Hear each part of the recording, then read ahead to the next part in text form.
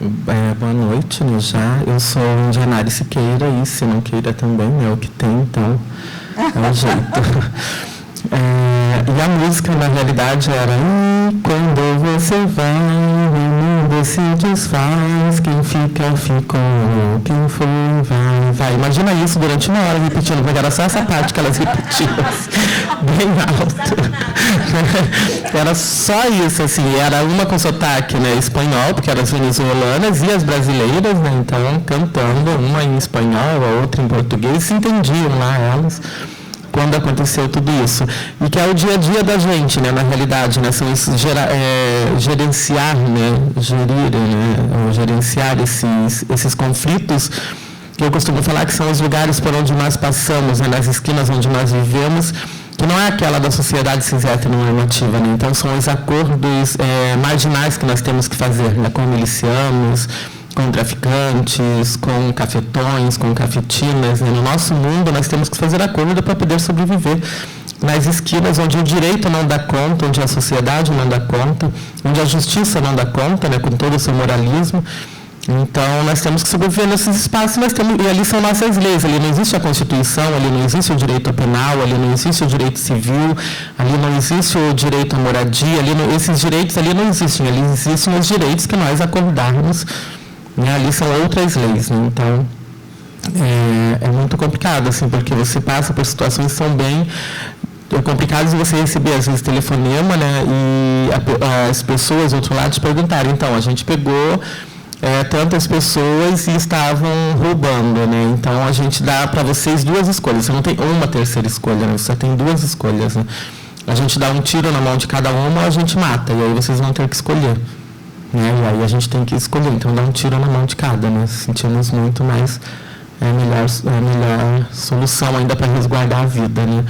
Teve a situação de uma amiga minha na Maré, por exemplo, que era pegamos roubando, então trouxemos você aqui para você decidir se a gente mata ou se a gente corta a mão, só tem essas duas soluções. Não era nem um tiro na mão, era cortar a mão, né? Literalmente. Aí ela falou, não, então a gente decide que corte a mão, né? Mas que a pessoa continue viva. São os acordos, são as situações pelas quais a gente tem que passar, que não estão na sociedade, que a gente tem que tomar decisão. Você está ali numa tomada de decisão, sabe? Tipo uma pessoa que está fazendo um parto e tem que decidir entre a vida da criança e entre a vida da mãe.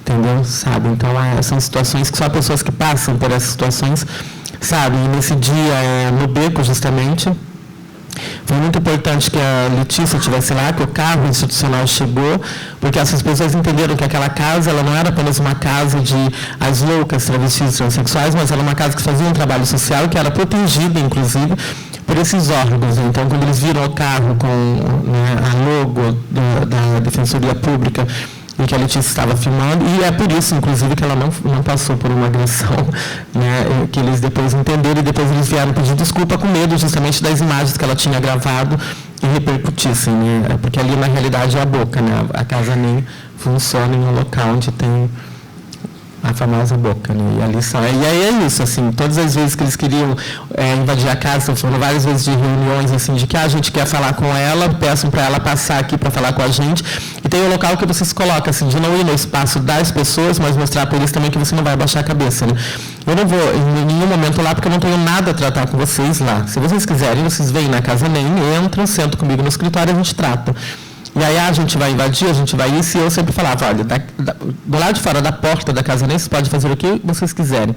Daqui para dentro, essa casa ela é protegida por várias instituições. Então, se vocês invadem um espaço como esse, e vocês praticam qualquer ato aqui dentro, vocês vão ter que arcar com as consequências. Então, aí vocês que sabem qual é o problema que vocês vão querer. Então, acabava que tudo era resolvido do lado de fora da casa, sempre respeitando o espaço da casa, porque eu falava para eles, vocês podem mandarem lá na boca, aqui dentro da casa nem, quem resolve as situações e quem coordena sou eu. Dessa porta para dentro, quem coordena sou eu. Vocês têm que entenderem que os criminosos aqui, de certa maneira, são vocês.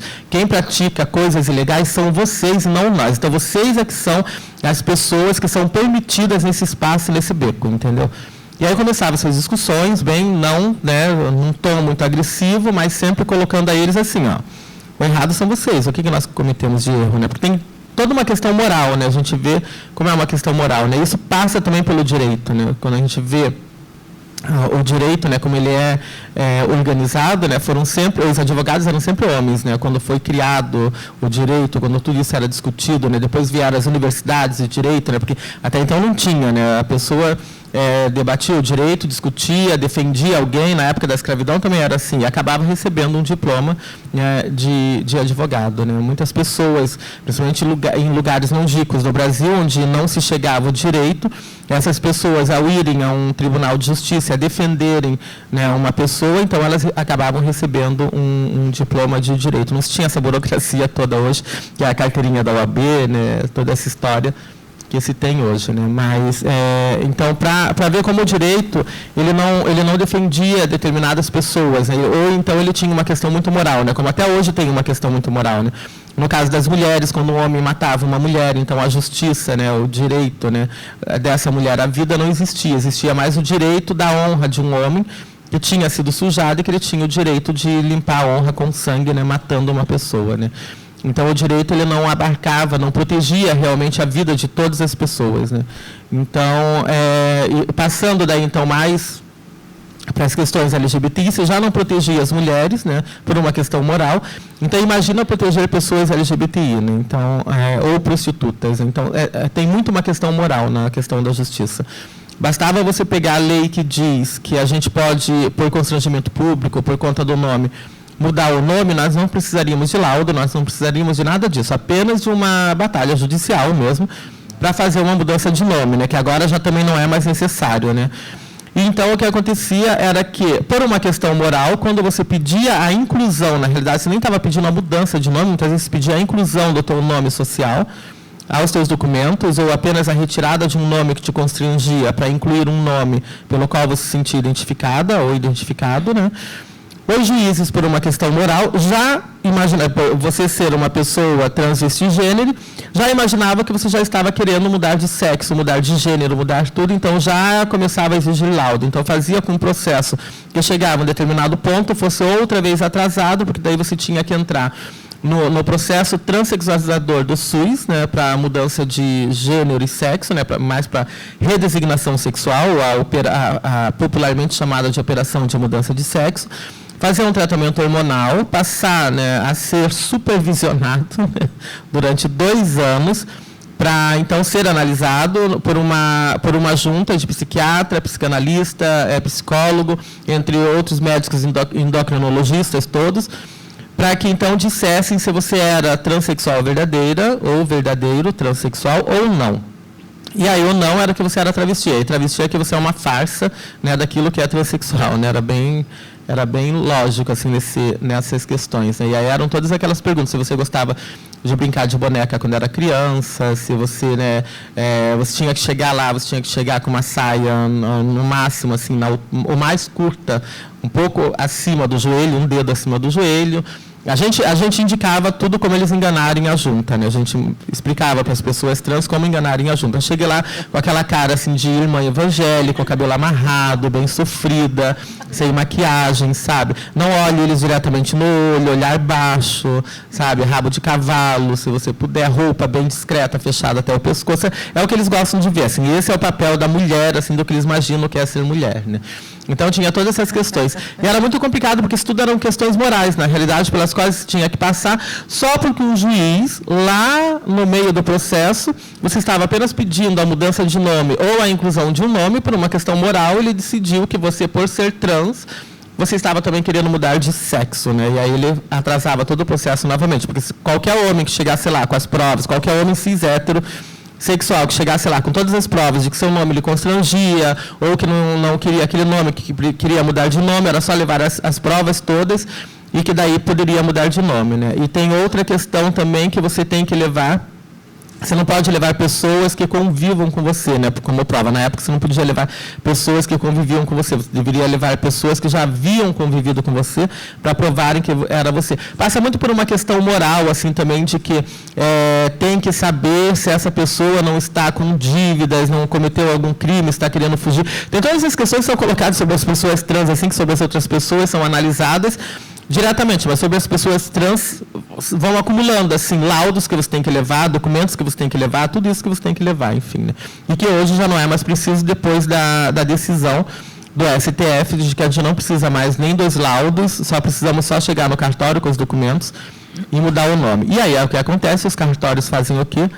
Resolvem ferrar a tua vida, assim, eles decidem quando eles vão fazer, se eles vão aceitar, se eles não vão, e a gente tem que entrar com processo contra cartório, tem que reclamar, tem que, sabe, ir em corregedoria, fazer uma série de caminhos que qualquer outra pessoa não faria, qualquer outra pessoa só diria, esse é meu direito, está aqui, eu tenho direito, vou fazer. E aí a justiça aceita. Mas para pessoas trans, é muito problemático. Pessoas LGBTIs, adoção, tudo isso, casamento. Nossa, que para uma pessoa cis heteronormativa é chegar, mandar os papéis para o cartório, correr lá os 15 dias para saber se já não é casado com alguém, etc. e tal. Pensa que só porque já existe o casamento civil igualitário, que as pessoas LGBTI chegam no cartório, dão entrada nos papéis, vão e casam, tudo não. Você tem que ir, dependendo de um juiz corregedor de cartório, entrar com um pedido especial, etc. e tal, eles analisarem, para saberem se eles vão aceitar ou não, tem que contar com a benevolência dos cartórios, tudo isso, entendeu? Nossa, é um trabalho bem difícil, assim, bem complicado. E aí as pessoas falam para mim, por que você luta, mas você não acessa esses direitos, né? É porque muitas vezes o direito, para mim, ele não é mais necessário, porque eu vou me desfazendo, eu vou me libertando de tantas coisas, que quando as pessoas falam, você lutou pelo nome social nos anos 90, mas você ainda não mudou seus documentos, mesmo que agora seja tão mais fácil, né? Mudar o que não é, né? Você tem que ter, assim, 400 laudos, pagar não sei quantos reais, ou depender do Universos para ter um atestado de hipossuficiência, né? Atestado de pobreza, para provar que você é uma pessoa pobre, não pode pagar, tem direito ao acesso a esse direito, né? E tudo mais. Então, é muito complicado. E aí, assim, eu tenho uma vida corrida, eu tenho uma agenda fodida, né? Então, tem papéis que você não pode sequer delegar a um procurador para fazer, você tem que ir realmente, pessoalmente fazer. E aí eu não tenho simplesmente tempo, né? E quando eu tenho tempo, eu prefiro ficar em casa dormindo, ao menos para descansar para as batalhas mais noturnas, porque minhas batalhas elas começam sempre mais a partir do meio-dia para a noite, nas madrugadas, né? E aí é complicado você viver numa sociedade justamente onde os direitos eles são morais. Eles não são os direitos que a lei diz, entendeu? Ali no papel, que está escrito, que foi discutido, entendeu? Eles são direitos morais, né? São direitos que as pessoas moralmente decidem. No caso das prostitutas. Né, se você pega que prostituição não é crime, nunca foi crime no Brasil, ao contrário, ela, de certa maneira, é até regulamentada pelo Código Brasileiro de Ocupações 5198-05, né, como uma ocupação legal, como camelô, como vendedores ambulantes, etc. e tal, e que nós, prostitutas, podemos pagar 20% do que declaramos, né, ao INSS para obtermos, então, nossos direitos de aposentadoria, né, tudo mais, seguridade social, etc. e tal. Mas quando a polícia para as prostitutas na rua, travestis transexuais que se prostituem, as mulheres que se prostituem, vão detidas, todos os seus direitos são desrespeitados, porque para eles, moralmente, a prostituição é um crime. Na realidade, a prostituição não é um crime, entendeu? A prostituição, ela nunca foi um crime, né? Ela foi exercida e ela é exercida, inclusive, como uma função social para a sociedade, né? Nós temos pessoas, né, com diversidade funcional, né, ou pessoas com deficiência, né, como as pessoas queiram dizer ou se declarar, né, e que falam justamente isso, que a prostituição, para muitas pessoas com diversidade funcional, acaba servindo como única maneira de ascenderem a sexo, a sua sexualidade, a poderem praticar sua sexualidade, porque são pessoas que seus corpos não são desejáveis, né? Eles não são corpos desejáveis. Então, para muitas pessoas com deficiência, a única maneira de aceder a sexo é através das prostitutas, através da prostituição. Isso foi um debate que uma amiga minha surda, né, que é de Santa Catarina, uma mulher cis hétero branca, justamente a gente fez um debate em Fortaleza e a gente estava debatendo isso. Ela colocou essa questão, que falam tanto da prostituição, mas todos os problemas da prostituição não é a prostituição, né? São, na realidade, mais uma questão moral do que qualquer outra coisa, né? Pela questão legal, a prostituição ela faz parte da sociedade, né? E na questão das pessoas com deficiência são as palavras, né?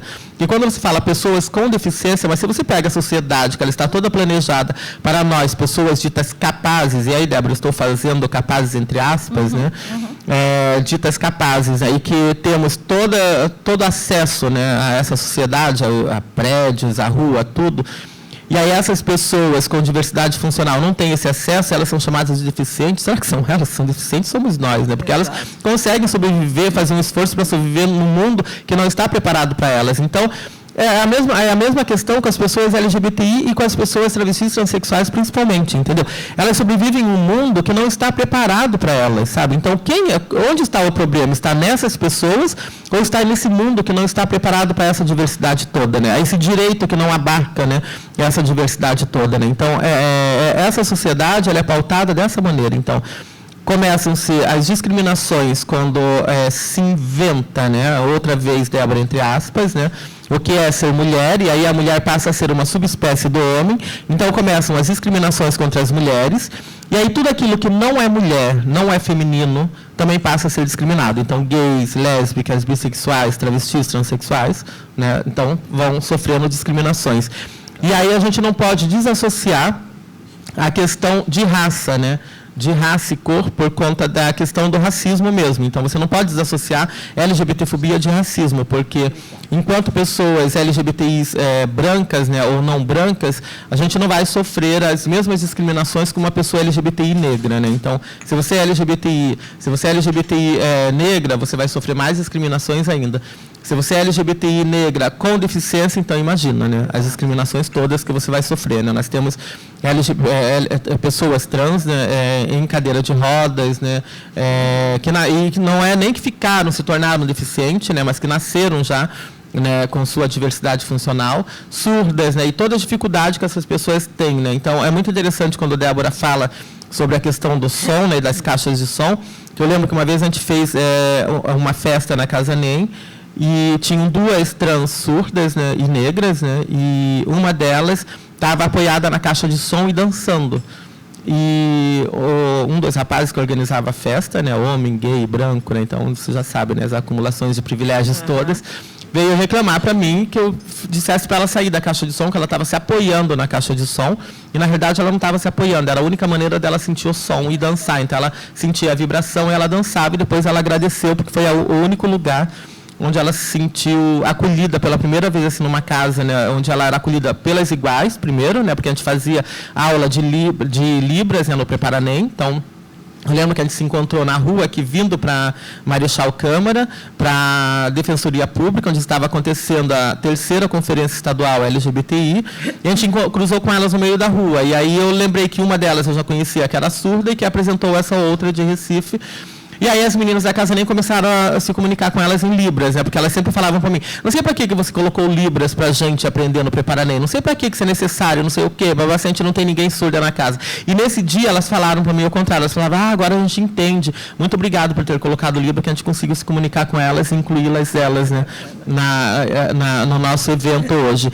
E aí eu cheguei na Defensoria Pública, não sei se Letícia estava no dia, mas eu cheguei na Defensoria Pública com duas trans negras, surdas, né, que não se sentiam incluídas naquele espaço porque não tinha nenhuma pessoa interpretando Libras ali. Então, tudo estava sendo falado lá na frente, com todas as pessoas, né, capazes, né, e aí entre parênteses outra vez, Débora, né, então as pessoas capazes, mas as pessoas ditas incapazes, né, entre parênteses novamente, não estavam ali incluídas. E aí elas sempre me perguntavam assim, agora que a gente fala, então como eu faço muita intersecção, eram mulheres falando, né, algumas mulheres negras, primeiro eu falava, não, ainda não, espere. E aí quando o homem branco, né, foi falar, né, da presidência da República, foi representante da presidência da República, foi falar, eu falei para elas, é agora. E aí elas foram lá para frente e começaram a falar em Libras. Sem nem tá aí se tinha alguém intérprete de Libras ou não, elas começaram, eu falava, não, continue. Elas começaram a falar em Libras. E aí a plenária parou, constrangeu todo mundo, e aí chamaram a Alessandra Ramos, que é a intérprete de Libras, que estava na sala, se ela poderia fazer a interpretação, e a Alessandra já tinha começado, na realidade, e aí a Alessandra teve um momento que sentou novamente, e aí o Cláudio perguntou se ela podia continuar, aí ela levantou e falou, mas eu não estou sendo paga para isso, eu estou fazendo já um trabalho que é caro e que não estou sendo paga para isso. E aí ele falou assim, mas você pode fazer esse trabalho hoje? E ela foi bem rude com ele, ela falou assim, lógico, né, porque a trans negra, que é intérprete de Libra, tem que trabalhar de graça. Ele falou, não, mas a gente pode combinar de te pagar depois. Ela falou, então tudo bem, ela continuou fazendo o intérprete de Libras. E aí eu lembro que no final de semana era o almoço, depois de despedida da conferência, do pessoal que era de fora, do Rio de Janeiro. Tudo eu preparei as meninas da Casa Nem Tudo, os meninos trans, as meninas trans, as pessoas LGBTs acolhidas, e falei, hoje nós teremos um dia de domingo. Aí, vamos almoçar no restaurante onde eles estão hospedados, e sei que está tudo pago pelo governo. E aí avisaram o pessoal da conferência, olha, o pessoal da Casa Nem está chegando, diz que são umas 15 pessoas. Mas falaram que só quem tem o ticket. Eu falei, fala para eles que eles deem um jeito, arranjem o ticket que a gente está chegando. Hoje o pessoal da Casa Nem vai ter um dia de domingo, e se não tiver ticket, a gente vai entrar no restaurante assim mesmo, mas que o pessoal vai comer, vai, entendeu? Porque é dinheiro público e já está tudo pago. E aí rapidinho arranjaram lá 15 tickets, aí quando o pessoal da Casa Nem chegou, estavam todos os tickets já separados, e aí o pessoal comendo, aí rolou algumas transfobias, mas a gente já deu 2 gritos e o pessoal assentou e ficou. Né? Porque... Oi? A Alessandra foi paga. E aí então ficam todas essas questões assim de inclusão, sabe? Por exemplo, uma pessoa, Débora, vai ler, sabe? Onde está a inclusão de qualquer papel em braille, sabe? Nós já temos tecnologias para isso. Sim. E aí as pessoas falam, mas é muito caro fazer tudo isso. É muito caro porque só se pensa nas pessoas ditas capazes, entre parênteses novamente, entendeu? Ditas normais, né? Então só se pensa nessas pessoas. Se fosse produzido pensando em todas as pessoas da sociedade, isso não seria caro. Que há quantos séculos já os livros já não estariam sendo impressos em braille, inclusive, né? Ou, inclusive, que todas as pessoas soubessem ler em braille, né? Todas as pessoas soubessem falar libras. Por que as pessoas se preocupam tanto em aprender inglês, né? Que é para falarem com pessoas que talvez elas vão cruzar pouco na sua vida e não se interessam em fazer libras, né, em aprender libras, né, para poder falar com todas as pessoas. Por que inglês é considerado um idioma, né, necessário e libras não é considerado um idioma tão necessário assim? É porque tem as questões morais, tem as necessidades dessa sociedade, tem as necessidades de saber quais são os corpos que produzem para o capitalismo e quais os corpos que não produzem, que quando produzem, quando esses corpos ditos com deficiências ou dito não produtores, quando eles começam a produzir, o que o capitalismo tem que gastar para essas pessoas viverem confortavelmente, né, na sociedade é mais caro. Então, você imagina, você produz para o capitalismo, mas o que o capitalismo tem que gastar para você se manter nessa sociedade acaba sendo, sabe, é como se você vendesse algo para ganhar dinheiro, mas se estivesse tendo prejuízo. Então, o capitalismo pensa muito assim. Então, é por isso que nos atuais governos, né, eles vão procurar matar todos esses corpos. Então, as pessoas com HIV/AIDS já estão com seus estoques de medicamento aí acabando, né? Lugares como a Bahia já não tem mais medicamento, alguns estados do Brasil já não tem mais medicamento. No Rio de Janeiro, parece que só tem estoque para mais 2 meses. Em hospitais como o Gafreguili já não se tem mais medicamentos para HIV/AIDS. Pessoas transplantadas, não é mais obrigatório que o governo dê o medicamento para essas pessoas. Pessoas que precisam de medicamentos muito caros, que não são dados pelo SUS, também não terão mais direito, porque a STF assim decidiu, que o governo não é obrigado a pagar por esses medicamentos. Então, estão decretando a morte dessas pessoas. As pessoas com HIV/AIDS ficando sem os medicamentos. O que acontece é que quando a gente tiver outra vez acesso a esses medicamentos para colocar à disposição dessas pessoas, o vírus ele já terá se tornado resistente a todos os medicamentos que nós conhecemos de combate ao HIV/AIDS. Né?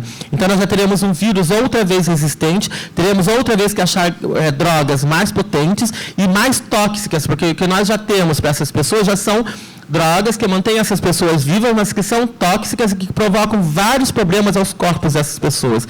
Então, provocaremos mais problemas ainda por uma sociedade que está eliminando pessoas que não são produtivas, né, que não produzem para a sociedade. Né? Então, se você pega a questão dos autônomos, por exemplo, do empreendedorismo, é ótimo, né, o empreendedorismo, né? A autonomia das pessoas, que as pessoas têm um MEI e tudo, mas isso é gerenciar a pobreza. É gerenciar que cada vez as pessoas trabalhem mais. Porque imagina a mulher que tem um salão, trabalhava num salão de cabeleireira, e aí ela tinha seus direitos trabalhistas garantidos. Ela fica desempregada e ela vai para o empreendedorismo, abre um salão de cabeleireira na frente da casa dela, ou seja, ela está na casa dela. Qualquer pessoa que bata ali a qualquer horário, se ela estiver precisando do dinheiro, entendeu? Ela vai se dispor a fazer. Ou seja, você vai trabalhar mais, você trabalha mais do que você trabalharia quando você tinha seus direitos trabalhistas garantidos, e ali você não tem todos os seus direitos garantidos, porque você tem que pagar mais, inclusive, como autônomo, né? E se você quer cada vez ter mais acesso a direitos, a financiamentos, a crédito, a tudo isso, você tem que cada vez trabalhar mais, e você acha que daí você é teu próprio patrão, quando na realidade você está se ferrando, né? Então, para mim é muito complicado quando as pessoas falam, né? Vamos fazer um ato hoje pelos direitos dos trabalhadores, né? Na realidade, eu não quero lutar pelos direitos dos trabalhadores, né? Porque sou anticapitalista. Eu quero lutar para que as pessoas não trabalhem, que elas trabalhem cada vez menos, entendeu? Porque as pessoas têm que entender isso, né? Que a gente não tem que trabalhar, o trabalho dignifica o homem. Gente, não tem frase que o capitalismo mais coloca na cabeça das pessoas e que as pessoas compram, que é essa: o trabalho dignifica o homem. E aí sai todo mundo querendo se matar para ter dignidade. Se mata de trabalhar para ter dignidade. Morre trabalhando, ainda mais agora com as reformas, não terão mais direitos trabalhistas, direitos previdenciários, nada, vão morrer trabalhando só para serem pessoas dignas, né? Então, a gente tem que pensar o que nós estamos construindo como sociedade, né? O que nós estamos construindo como sociedade inclusiva, né? A gente fala a sociedade cisgênera, né, a parte da sociedade cisgênera e as pessoas não cisgêneras. A gente já não fala mais nem as pessoas cisgêneras e as pessoas transgêneros ou transcisgêneros ou travestis transexuais. Porque do lado de cá, das pessoas cisgêneras, né, o binarismo não é, ele já não abarca mais. Também dizer a sociedade, a parte da sociedade cisgênera, e do outro lado estão as pessoas transgêneros, já não abarca mais o que nós temos como não binários, que é aquilo que ele falou daí, né, o mais, né, as pessoas não binárias, as pessoas intersexuais, né, as pessoas assexuadas, né, não abarca mais. Então, nós temos que falar hoje em pessoas cisgêneras ou cis-heterossexuais e as pessoas não cis-heterossexuais, que daí abarca travestis, transexuais, intersexo, não binários, né, assexuados, que não estão conforme as regras morais, eu digo morais, né, do direito para acessar direito nessa sociedade. E aí, Letícia, a gente nem precisa falar em acessar o poder, né, estar no lugar do poder, mas sim não tem direito a acessar o seu lugar social que o direito lhe reserva. Né? Porque o direito também ele é muito branco, cis-heteronormativo, machista, misógino, para que até as mulheres tivessem que acessar esse lugar, né? Como advogadas, como juízas. Nós não temos muitas, né? Nós não temos muitas. Se vocês verem, advogadas, né, travestis, transexuais, nós temos pouquíssimas. Nós tivemos Janaína Dutra, que foi minha amiga, né, aí do movimento organizado de travestis transexuais, que foi a primeira transvestigênero a ter a carteirinha da UAB, né, era a única do Brasil. Hoje nós temos Maria Eduarda, que está aqui sentada, nós temos Giovana Cambroni. Então, para mim era muito complicado quando eu ia ser defendida em uma delegacia de polícia, né, que hoje eles já me recusam, né, já não me rejeitam, já não querem mais nem que eu entre nas delegacias, né, mas era muito complicado quando eu ia ser defendida por homens, né, então era toda hora assim, olha, eles vinham, era muito engraçado que eles falavam, era praticamente eu mais que falava para eles os meus direitos e o que eles deveriam falar para os delegados do que eles que sabiam, né, e aí eles chegavam para mim e falavam, olha, mas é que tem isso, você não pode, isso você pode falar, isso você não pode falar. Eu falava assim, não, eu vou falar sim, porque esse é meu direito, isso daqui eu tenho direito, isso daqui, e aí tinha alguns que perguntavam, já tem? Eu falava, sim, já tem, essa lei já existe, inclusive, certo? Então ficava muito assim, né? Quando eram mulheres, já era mais fácil. Eu tinha uma advogada, né, Bárbara, né, que ela falava, a gente sentava na mesa com os promotores de justiça e eles falavam, mas a gente deu uma sentença para a sua cliente, que é essa, de fazer serviços sociais e pagar a cesta básica, porque para eles é assim, eles estão sendo super benevolentes com você, né, ao te aplicar uma sentença para você fazer serviços sociais ou pagar a cesta básica, e você não vai para a prisão, não vai nada. Só que você tem que reconhecer que você é culpado, que você, na realidade, está dizendo que eu não sou culpada, eu não tenho que pagar porra de cesta básica nenhuma e não vou fazer nenhum serviço social. Ou vocês aceitam isso ou mandam essa porra para julgamento, então a gente vai decidir no julgamento, no juízo, entendeu? E aí ele virava para a advogada, para a Bárbara, e falava assim, doutora, a senhora pode explicar para a sua cliente? Ela, não vou explicar nada, o senhor só faça e siga o que minha cliente está dizendo para fazer. Então, eu só estou aqui apenas para representá-la e para mostrar que os direitos dela têm que serem garantidos, constitucionalmente e pelo direito penal. Só isso. Agora, as decisões são dela. Se ela quer ir a juízo, é problema dela. Eu vou defender ela em juízo também. Então, assim, o senhor siga, por favor, e retire que ela não aceita, então, a sentença dada. E aí o caso acabava sendo arquivado. Porque qual era o caso? O caso era que eu tinha sido detida por diversas vezes, né, com o peito de fora. E aí, num Estado que só me reconhece como homem, e onde os homens andam sem camisa nos espaços públicos, por que eu, reconhecidamente legal como homem, estava sendo detida por peitos de fora, né? Sendo que também é uma questão moral, porque não existe nenhuma lei, né, que diga que as mulheres com o peito de fora, elas têm que serem detidas. Mas existem alguns juízes que reconhecem que os seios das mulheres é uma segunda genitália. Você tem o mesmo, sabe? É muito surreal. Então, e aí, quando alguns homens trans iam fazer a cirurgia de retirada de mama, né, juízes negavam-se porque estava esterilizando uma mulher saudável. Sabe? Então era muito complicado assim como o direito age, sabe, sobre os nossos corpos, né? Como a gente não tem direito aos nossos corpos, né? E aí eu detida, eu falava que, mas eu não posso ser detida por estar com o peito de fora porque legalmente eu sou homem. Então se vocês me levarem a julgamento, quando eu chegar no julgamento, vocês vão ter que ou reconhecer que eu sou homem legalmente, né? Ou vocês reconhecem que eu sou então uma pessoa trans cisgênero. E aí vocês vão ter uma jurisprudência, porque é um tribunal de júri, um tribunal de justiça, reconhecendo, nesse caso, e dando direito, então, às pessoas trans e cisgêneros, de serem reconhecidas através dos seus corpos, como vivem socialmente, como se declaram socialmente, não mais através dos seus documentos. Mas, ao mesmo tempo, eu vou estar sendo condenada com os seios de fora, né, pela aparência feminina, como mulher. Então, vocês vão estar dizendo que homens e mulheres não são iguais perante a lei, não têm direitos iguais perante a lei. Se vocês me inocentarem, né, me absolverem, vocês vão estar dizendo que sim, legalmente eu sou homem, legalmente eu tenho o direito de andar com o peito de fora. Mas, outra vez, estou sendo absolvida como homem. Se eu fosse mulher, seria condenada. Então, me absolvendo ou me condenando, vocês vão estar dizendo que homens e mulheres não são iguais perante a lei. E aí você dá um tiro no pé. Eu falei, o problema foi vocês que criaram, não fui eu. Então, assim, vocês vão ter que decidir o que vocês vão fazer. Arquiva, porque é difícil julgar, vamos arquivar.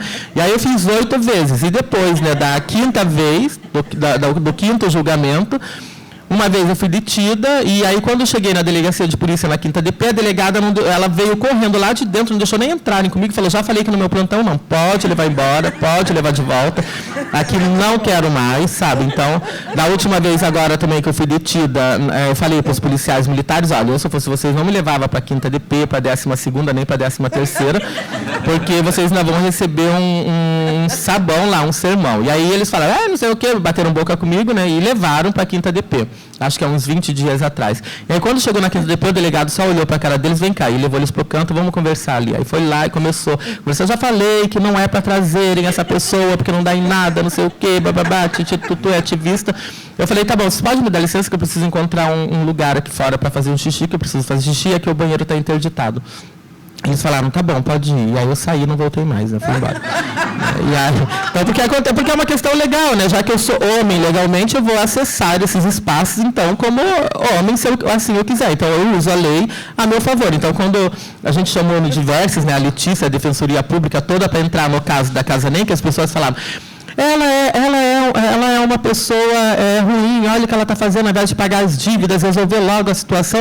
Eu falei, gente, eu estou usando os caminhos que a lei me dá, não estou fazendo nada ilegal. Né? Eu não estou ficando numa casa, ocupando uma casa ilegalmente. Eu estou usando o direito, os caminhos que o direito me dá. Né? Então, quando o Duda fala, olha, o que o juiz decidiu foi isso, a desocupação da Casa NEM para tal dia, para tal época, porque tem aqui uma questão entre a imobiliária e os locatários.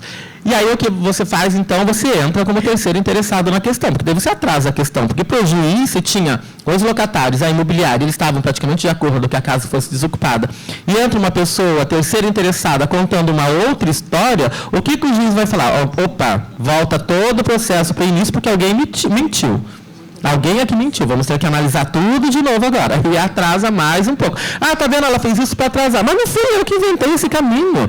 Foi a lei que inventou esse caminho, entendeu? Foi a lei que me deu essa possibilidade. Então eu passei a usar. Então existe muito essa questão, assim, moral, legal, o direito, como ele é, para quem ele é e por quem ele é. Agora, o que a gente tem que fazer é se apropriar do direito, para que você possa debater, para que você possa falar com propriedade, para que você possa chegar a um policial e conversar com ele, inclusive conversar mesmo, não gritar, não discutir, porque os policiais, eles são formados por uma academia que é machista, escrota, e eles são formados para defender o patrimônio, eles não são formados para defender seres humanos, eles são formados para defender o patrimônio e o capital. Então, a gente tem que se apropriar do direito, se apropriar das leis, para que a gente possa debater enquanto pessoas LGBTI, enquanto pessoas vulneráveis e desfavorecidas, porque é isso, o direito, ele não abarca todos os corpos. Ele não foi criado para estar em conformidade com todos os corpos, com todas as pessoas.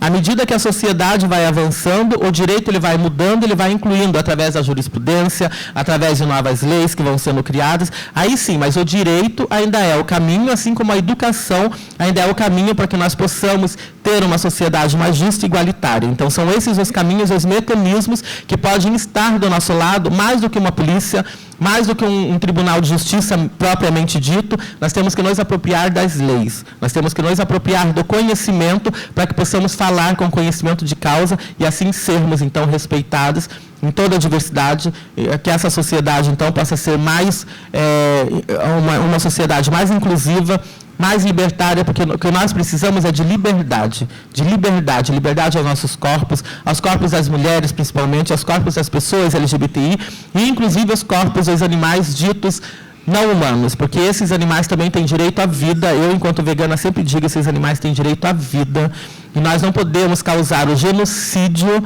e o assassinato todo que nós fazemos a esses seres vivos que também sofrem só pelo bel prazer do paladar humano, de comer um churrasco, de comer uma carne. E quem come essa carne? Quem é que come o filé mignon? Quem é que come a alcatra? Porque não são os pobres trabalham, são a mão de obra, inclusive precarizada, nesses frigoríficos e nessas fazendas de pecuária, para que só uma parcela mínima da sociedade possa ter acesso a uma carne de primeira qualidade, né, alcatra, filé mignon, tudo isso, e ainda tirando alimento da própria sociedade para alimentar esses animais, onde nem os funcionários que estão ali trabalhando nessas fazendas ou nesses frigoríficos têm acesso a uma comida decente, têm o seu corpo respeitado, principalmente quem trabalha em frigorífico, em situações muito frias, um frigorífico, as pessoas têm artrose, têm uma série de problemas nos seus corpos, que o direito também acaba não abarcando. Então, a gente tem que se apropriar para poder reivindicar esses direitos, para que a sociedade, então, seja livre de sofrimento, para que a gente possa ter uma sociedade que respeite a vida. Porque é isso, respeitar a vida dos seres humanos, a vida dos animais ditos não humanos, porque os seres humanos se sentem tão superior que eles dizem, nós, seres humanos, e eles, os animais. E esquece, quando a gente aprende na escola, nós pertencemos ao mundo animal, né? Nós não pertencemos ao mundo vegetal, dos inanimados, etc. e tal. Nós pertencemos ao mundo animal, vertebrados, né? Tudo isso, esse é o nosso mundo, então é o mesmo mundo deles, sabe? Nós compartilhamos esse mesmo mundo. Ah, mas nós, seres humanos, e eles. Ah, tá aí, para que serve essa racionalidade humana? Nós somos racionais, eles irracionais. Para que servia essa racionalidade? Provocou escravidão, holocausto, guerras até hoje, a destruição do planeta. Era melhor que nós fôssemos irracionais como eles, né? Talvez o planeta suportasse mais. O planeta já está chegando ao caos. O lugar onde nós vivemos já está, sabe, muito usado e as pessoas estão destruindo cada vez mais. Você fala que se as abelhas morrerem, o ser humano desaparece. Olha que ser humano importante. Se aquele inseto desaparecer, ferrou, fudeu a vida humana, acabou, vai morrer de fome, seco. E aí o que eles fazem? Vão lá e liberam mais agrotóxico, ao invés de proibirem, não, liberam mais agrotóxico, porque é o capital. Talvez em um país como o Japão, as barragens que estão se movendo e que vão acabar com cidades inteiras, as pessoas já estivessem vendo maneira de que elas não se movessem mais, de que parassem. Mas no Brasil não, é mais barato para eles, porque o direito para eles funciona dessa maneira, eles se apropriaram do direito, então eles sabem que é mais barato eles serem condenados para indenizarem do que eles acharem uma maneira de conter, uma contenção nessas barragens. É mais fácil ir lá para Abrolhos e provocar uma destruição toda, uma contaminação toda lá, é mais fácil deixar, liberar óleo, duto, tudo no mar, é mais barato pagar essas indenizações do que ver maneiras de que isso não aconteça. Por quê? Porque eles se apropriaram do direito. Eles se apropriaram das leis. É isso que nós temos que aprender a fazer. Se apropriar do direito, das leis, do conhecimento, né, para que a gente possa, então, mudar esse mundo. Senão vai continuar assim. A gente sem saber, e aí eles vão lá e decidem, mas a lei diz isso. E a gente fala, ok, se a lei diz isso, ok, tudo bem. E aí as pessoas falam, as regras foram feitas para serem cumpridas. Eu falo, sinto muito por você. Para mim, as regras foram feitas para serem descumpridas, inclusive, né? Porque elas já justamente são regras que não existiam. Então, elas não existiam desde sempre. Elas foram inventadas, foram criadas. Que elas já são o desrespeito a outras regras, né? Porque é isso que o direito também tem. Alguma lei que foi criada, ela já foi criada justamente porque aquela regra que era para ser seguida já não dava mais conta, porque as pessoas já não estavam mais seguindo. Então, teve que ser criada uma outra lei, mais inclusive é assim, à medida que eles forem desrespeitando e não seguindo as regras vão ter que serem mudadas, vão ter que avançarem e vão ter que incluir. Eu acho que é mais ou menos isso, pessoal. Tá bom? Obrigado e boa noite. Arrasou. Você quer sair?